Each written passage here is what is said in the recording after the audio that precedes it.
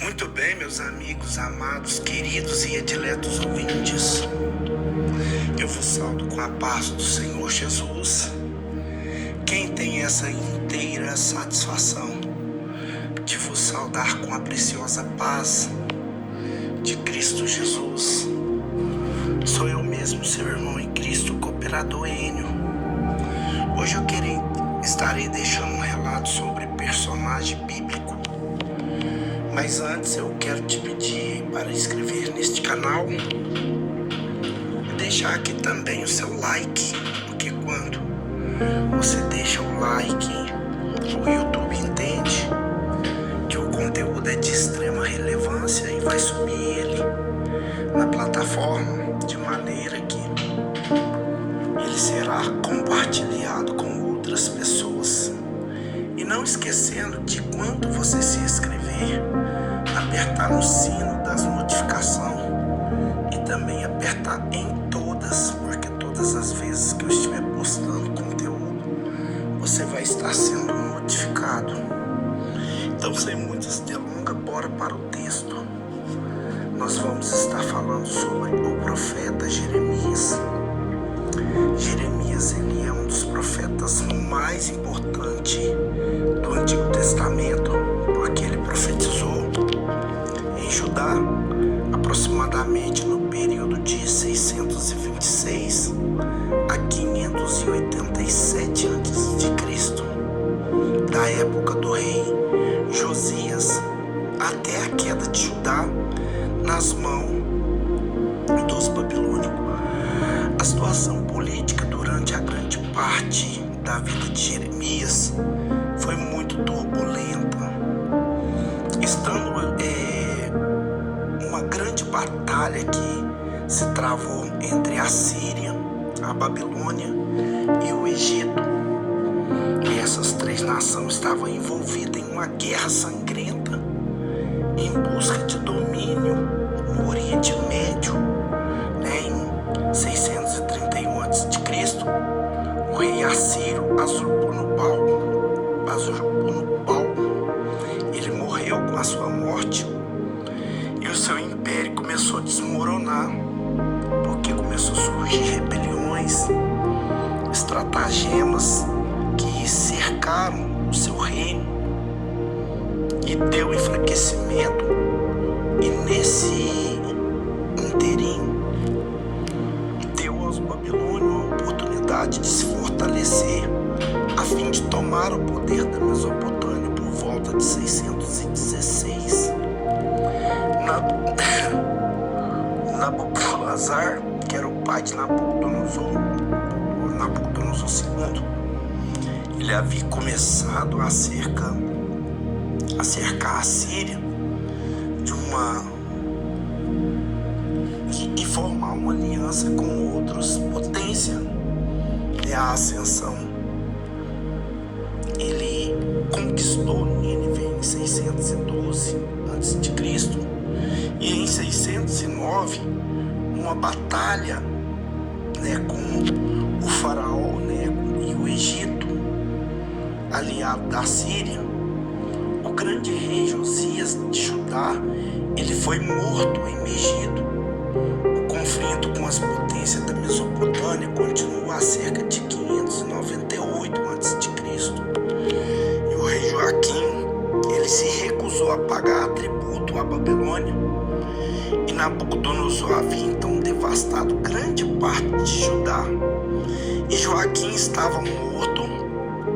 Agora, o seu filho Joaquim, ele foi levado a cativo, e o seu tio Zedequias foi colocado no trono de Judá, mas como marionete. Ele estava trabalhando a favor da Babilônia. Entretanto, as rebeliões continuaram. Em 588 a.C., Nabucodonosor voltou e destruiu grande parte de Judá. Após um cerco de um ano, Jerusalém caiu. Em 587 a.C., o rei Zedequias foi forçado a assistir às execuções dos seus filhos. Depois mataram eles e eles foram levados para a Babilônia como refém, junto dos vários milhares de seus cidadãos. Jeremias, ele havia profetizado que isso aconteceria, e ele também registrou os eventos dos últimos 50 anos, de existência do reino de Judá. Infelizmente, meus irmãos, para os estudiosos da Bíblia, a vida e os tempos de Jeremias estão muito bem documentados de um modo que nós podemos ter uma descrição muito precisa de sua vida e de sua influência sobre Judá e sobre o judaísmo. Ele foi um homem sensível, muito inteligente, perceptível. Ele, embora ele tivesse um forte orgulho, ele nunca deixou que isso interferisse em uma avaliação honesta de seus eventos. O seu relacionamento com Deus, mesmo eles estavam em conflito com os seus próprios desejos, a sua observação e os seus comentários sobre a natureza mostra que tinha um lado poético e precisava aprofundadamente demonstrar a beleza da criação. Ele abandonou a vida de luxo na qual ele nasceu. Ele sempre se sentiu isolado, sozinho, sustentado por suas devoções a Deus. Ele preveniu Judá da sua destruição, mas ninguém ouviu. No entanto, ele foi a sua devoção de fé a Deus e a convicção de perdão no futuro que deram aos judeus a coragem para suportar os seus receios.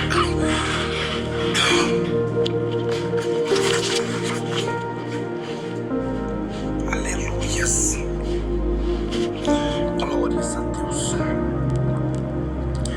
Entretanto, meus irmãos, a convicção de perdão no futuro que deram aos judeus, a coragem para suportar o exílio, foi a força de reagir à sua nação quando ela regressava. Jeremias, ele nasceu por volta de 640 a.C. e ele nasceu numa terra chamada Anatote, que era um povoado a cerca de 3 quilômetros do norte de Jerusalém. Ele era filho de um sacerdote chamado Ilquias, que aparentemente era um sumo sacerdote, que era sacerdote próspero do templo que ele servia em Jerusalém, em um sistema rotativo. Ele pode muito bem ter sido descendente do profeta ou do sumo sacerdote Abiatar, que é o sumo sacerdote que Salomão expulsou para a terra de Anatote, porque ele apoiou Adonias. Jeremias, ele estava preparado nas funções de sacerdócio. Essa função, ela era hereditária. Ele tinha grande influência dos antigos profetas, especialmente de profeta Oséias, que havia profetizado na queda do reino do norte em Israel um século antes. Não estando claro exatamente, com 4 anos ele já estava, quando ele foi achado e chamado para ser um profeta. Mas existe um forte indício de que ele tinha entre 12 a 15 anos. Ele reconhece que Deus havia planejado desde sua concepção que ele seria um profeta, mas quando finalmente ele foi chamado, ele não estava preparado. Ele se considerava muito jovem, e ele fala isso no seu livro. livro, em Jeremias capítulo 1 e no verso 6. Mas em tempos passados, meus irmãos, ele teria sido considerado um jovem adulto naquela idade. O seu chamado aconteceu em 626 a.C., ao 13º ano do reinado do rei Josias, que também está registrado no seu livro, que leva o seu nome, Jeremias, capítulo 1 e no versículo 2. Josias, ele foi rei, um rei bom, um rei fiel, constatando a iniquidade com o pai e o avô idólatra, que tinha sido pai e avô corruptos, e além disso idólatras, que foi seu pai Amon e seu avô Manassés. Embora ele tenha nascido por volta da época em que Josias ascendeu o trono, Jeremias ele tinha ali uma forte alegria e satisfação de exercer a função que Deus tinha confiabilizado ali em suas mãos, e completamente a par das maldades que os reis anteriores haviam cometido nas regiões. Talvez haja poucas dúvidas que Jeremias tenha sido apoiado plenamente as reformas de Josias no governo e na religião, porque está escrito em Jeremias 2. Mas há poucos registros ou nenhum das suas atividades após a reforma. Judá estava relativamente gozando de uma paz, tanto interna quanto internacionalmente falando. Talvez por isso, meus irmãos, o profeta tenha feito uma pequena pausa durante este tempo. Quando a morte de Josias em 609 a.C., Joacás, o seu filho mais novo, ascendeu o trono no lugar do seu irmão mais velho, Joaquim. E simplesmente eles estavam simpatizantes com o reino do Egito, dos egípcios. Joacás, ele tinha um potencial de ser um rei tão bom quanto seu pai, mas após o reinado, apenas 3 meses, Faraó, o Neco, atacou Jerusalém e depois exilou o Joacás e colocou Joaquim no trono. Joaquim não só colaborava com os egípcios, mas também ele permitiu a reintrodução dos altares de idolatria no seu reino, das quais o seu pai havia purificado de Judá.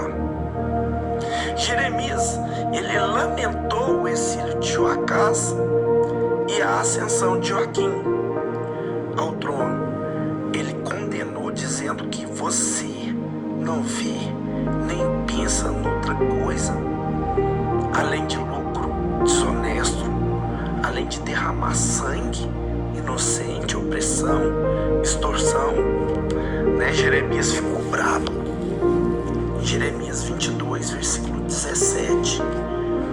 Havia uma crescente ameaça vindo da Mesopotâmia, enquanto o império da Babilônia crescia em termos de força e de submissão de Judá ao Egito, que era opressiva e que causava dano financeiro.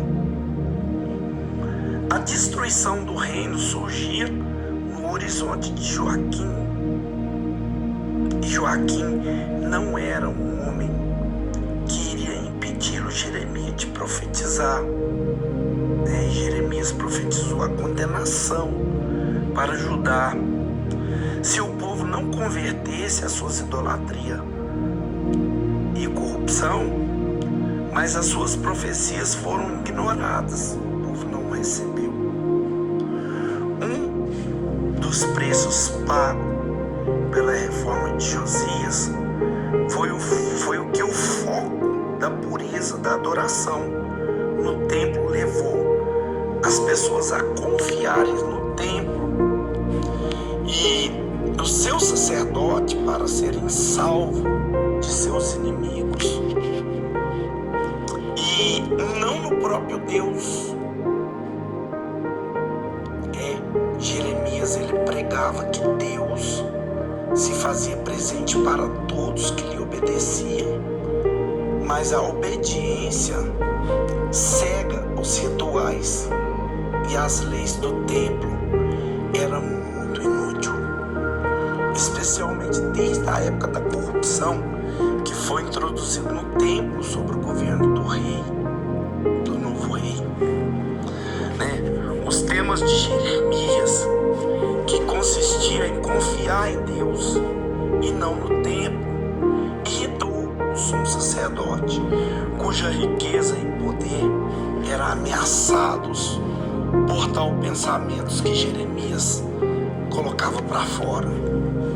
Eles diziam que Jeremias deveria morrer, mas Deus interveio para dizer que em vez disso, quem morreria seria eles. Jeremias 11, 21 até o 23. Jeremias fala isso. O sacerdote, eles levantaram a porta do templo para ser julgado ali e se defendeu explicando que disseram somente o que Deus lhe havia ordenado.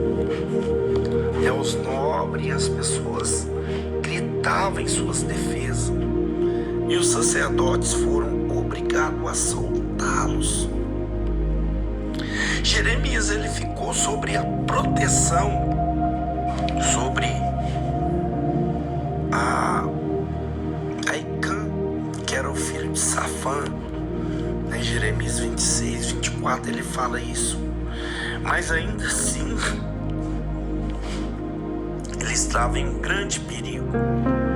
Ele havia feito inimigo poderoso e, ao desagradar o sacerdote, outro profeta chamado Urias, mas não é Urias, marido de Betseba, não, é outro Urias. Urias havia profetizado uma mensagem muito similar. Ele fugiu para o Egito, mas ele foi encontrado e levado novamente para Jerusalém, onde Joaquim cuidou para que fosse executado. Jeremias capítulo 26 e no versículo 20 até o 23. Jeremias, ele continuou a pregar, mesmo ele vendo que esse profeta Urias tinha morrido por causa das suas profecias contra o reino e contra o trono do rei. Isso não acalentou Jeremias. Jeremias continuou a pregar o arrependimento e também a conversão a Deus. E as pregações de Jeremias eram carregadas de condenação. A condenação de Joaquim acerca de quem profetizou, não só se lamentarão por eles, além, ele terá o enterro de um jumento arrastado e lançado para fora da porta de Jerusalém. Jeremias era intrépido nessas profecias, que se encontra em Jeremias 22, 18 e 19. A conquista de Carquemis no rei Nabucodonosor em 605 a.C. foi o começo da influência mundial do Império Neobabilônico e foi um prenúncio de um grande perigo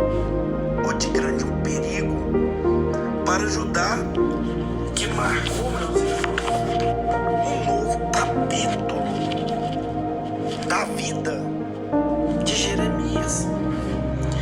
Deus ordenou-lhe que registrasse todas as suas profecias do começo do seu ministério com 21 anos, antes amanuense, que também é Baruque, escreveu os manuscritos, tendo sem dúvida registrado as palavras ditadas por Jeremias, uma vez que Jeremias foi proibido de entrar no templo pelo sacerdote. Ele ordenou que Baruque que levasse e lesse o rolo para todas as pessoas em uma grande voz, com um grande estrondo, no grande dia, que esse grande dia se daria um dia festivo, que era um dia anual.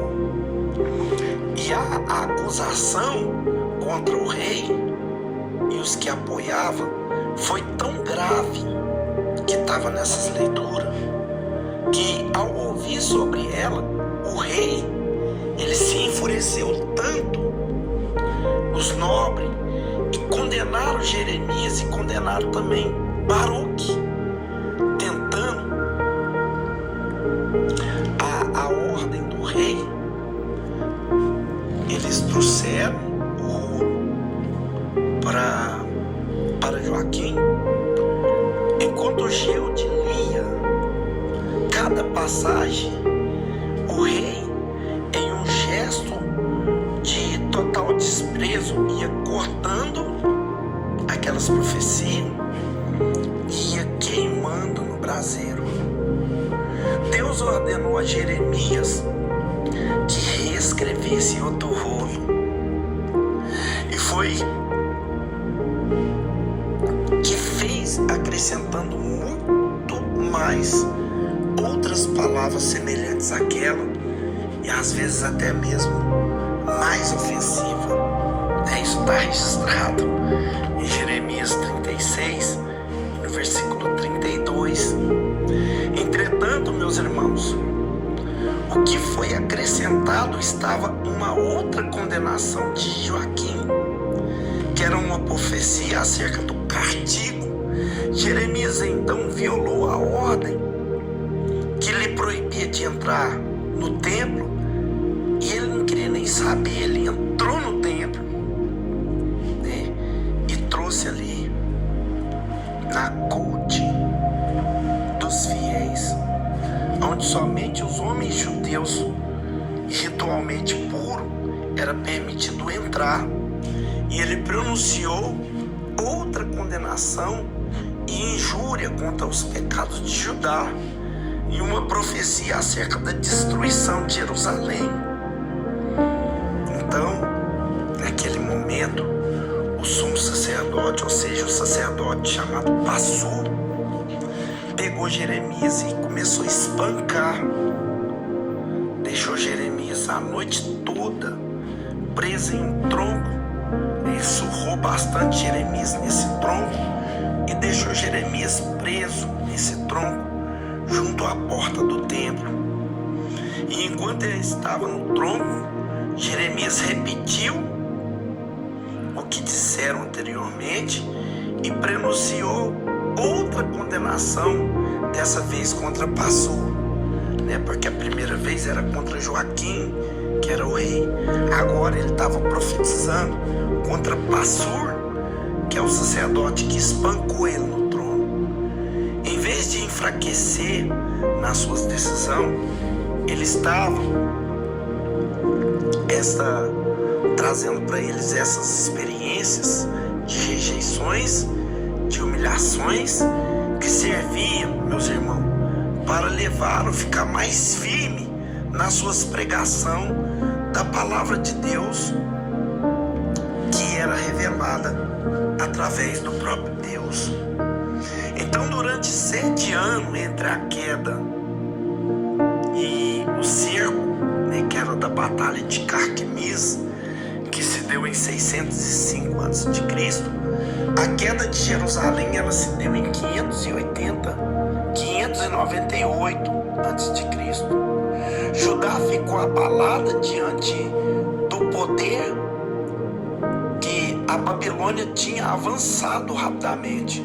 A submissão de Judá e do Egito era vantajosa para o Egito, mas o grande império não estava especialmente interessado em diminuir os recursos de ajuda de Judá. No entanto, parece que Joaquim ele colocou a fé no Egito e não em Deus. E os lamentos da profecia de Jeremias acerca da condenação estavam fortemente centrada no fato de que a única esperança de Judá estava em suas lealdade e obediência à palavra de Deus. Mas entretanto a sua súplica em precauções que foram ignoradas, as suas pregações, as suas profecias que não foram aceitas, Em 598 a.C., o rei Joaquim morreu e foi concedido o seu filho Joaquim. Nabucodonosor imediatamente aproveitou a fraqueza de Judá durante essa transição de trono, e atacou e capturou Jerusalém após o cerco relativo, que foi muito em breve. Então, em 597 a.C., ele pôs Joaquim no exílio, ele exiliou, ele trouxe exílio para Joaquim na Babilônia, e junto com um número considerável que formava a elite social, econômica e intelectual, deixando em Judá grandes lacunas em sua liderança. Foi aí que ele nomeou Zedequias, que era o tio de Joaquim e também era o filho de Josias e irmão de Joacás, como rei marionete. Zedequias ele era um marionete perfeito, uma vez que ele era fraco, ele era indecisivo, ele era de caráter duvidoso, e por causa disso e por ser uma confiança, uma opção do Nabucodonosor, ele não tinha a confiança do seu próprio povo, nem a sua própria nação confiava nele. No entanto, ele era simpático. Como ele era simpático, ele quis se aliar com Jeremias. Ele quis fazer uma parceria com Jeremias e demonstrar hombridade a Jeremias. E frequentemente, meus irmãos, ele buscava os conselhos de Jeremias. Ele começou aqui querer bardear para ouvir as mensagens de Jeremias. Infelizmente, Zedequias estava cercado pelos profetas da corte, que eram bajuladores, e continuamente profetizava só paz, ele só profetizava paz, a independência que ele estava vivendo, eles estavam profetizando que seria estabelecida, e o retorno dos exílios, que está em Jeremias 23, no versículo 16 adiante. Jeremias ele se opunha fortemente àqueles profetas, mas os profetas insistiam que o rei e que o povo não desse ouvido às profecias de Jeremias. Mas novamente ele falava com todos a palavra diretamente, que era uma palavra viva, que era uma palavra revelada pelo próprio Deus. Mas o povo, através da influência desses profetas, desses falsos profetas, eles insistiam a não ouvir o que Jeremias falava, e sim o que os profetas falsos, abajuladores falavam. Então, em 594, um grande concílio foi realizado em Jerusalém. E quando Zedequias reuniu todos os líderes de Judá e das pequenas cidades, dos estados vizinhos e dos principados na Palestina, o objetivo dele era criar uma estratégia para resistir aos babilônicos e por fim expulsá-los. Jeremias colocou no seu pescoço um jugo e as correias de escravo sobre os seus ombros. E ele dirigiu a esse concílio que Zedequias tinha levantado, dizendo que Nabucodonosor era um instrumento de Deus para o castigo contra Judá e contra eles. E por causa das suas desobediências e por causa das suas idolatrias, todo o poder político estava nas mãos de Deus. E disse ele falava, deixar-se submeter a Nabucodonosor era deixar-se submeter a Deus. Jeremias falava, não adianta vocês querem se opor contra Nabucodonosor, porque Nabucodonosor, ele não é só um inimigo, ele é o próprio Deus cobrando da nação. E a resistência seria uma forma de equivocação, seria uma destruição total, porque no caso eles não estariam lutando contra um exército da Babilônia, eles estariam lutando contra o próprio Deus.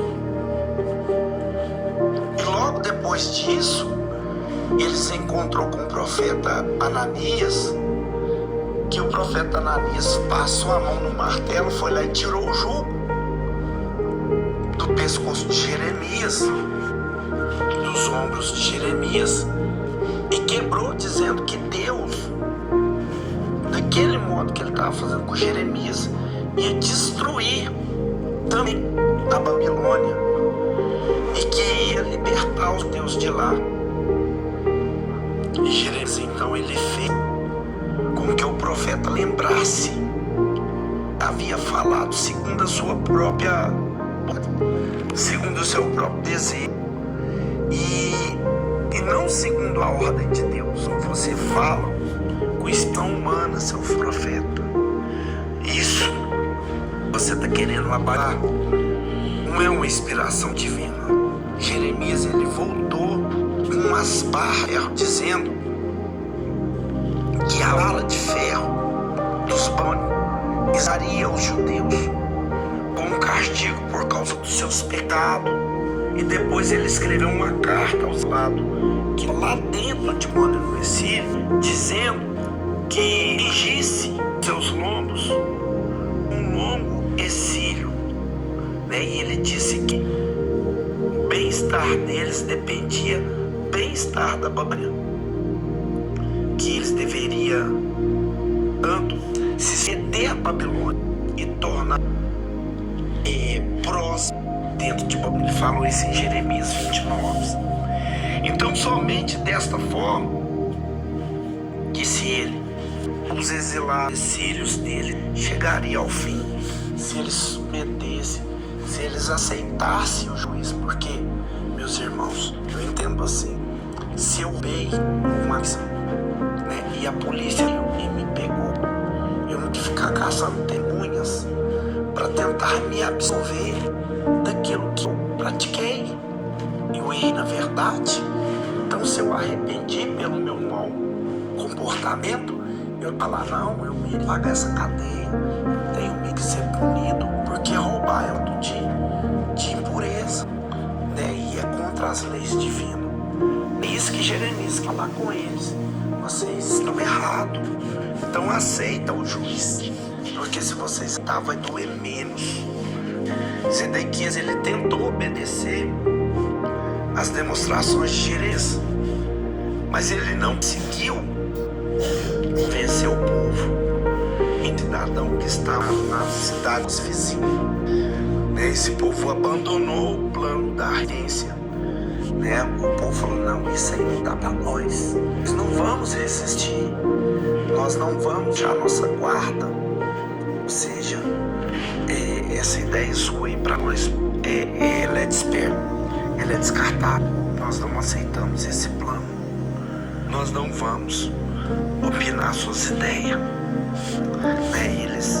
O plano de ardência que eles tinham, eles formou um exército contra os babilônios.